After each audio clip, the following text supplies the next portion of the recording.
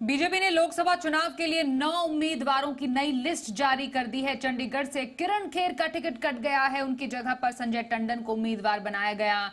इलाहाबाद से रीता बहुगुणा का टिकट काट दिया गया, उनकी जगह नीरज त्रिपाठी को पार्टी ने उम्मीदवार बनाया।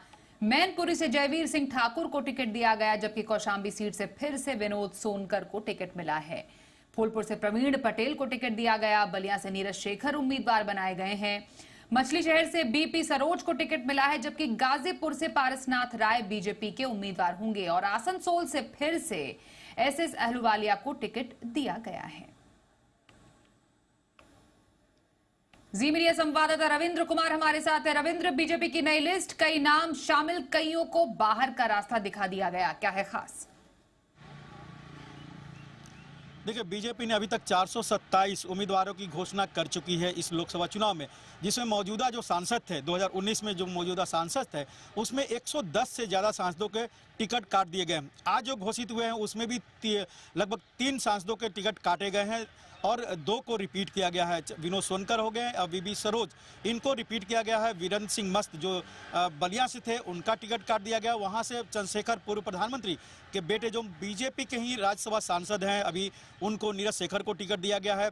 और उसी तरह गाजीपुर में जो वहां से चुनाव पिछली बार लड़े थे उनको उम्मीदवार, हालांकि बीजेपी की सीट नहीं थी, लेकिन वहां से जो पिछले बार के उम्मीदवार थे उनकी जगह पर नए पार्श्वनाथ राय को दिया। जो माना जाता है कि मनोज सिन्हा जो बीजेपी के पूर्व सांसद अभी मौजूदा उपराज्यपाल हैं उनके काफ़ी करीबी हैं, उनको टिकट दिया गया है।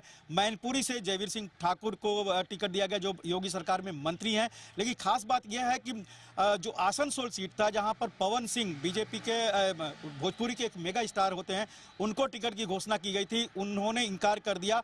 अब वहां से एसएस अहलुवालिया को टिकट दिया जा रहा है जो मौजूदा सांसद हैं, लेकिन उनकी जो दुर्गापुर सीट थी वो दिलीप घोष को दे दी गई थी, यानी उनका टिकट काट दिया गया था।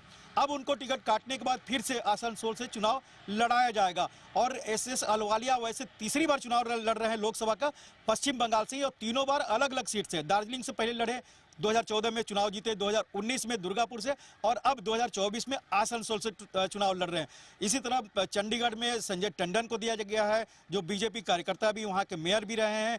वहां से किरण खेर जो मौजूदा सांसद थी, फिल्म एक्ट्रेस भी रही हैं, उनका टिकट काट दिया गया है। तो कहीं ना कहीं बीजेपी ने जहां पर विकल्प नहीं है वहां पर मौजूदा सांसदों को दिया है, जहां पर विकल्प है और मौजूदा सांसदों का परफॉर्मेंस बेहतर नहीं रहा है, उनका टिकट काट दिया गया है।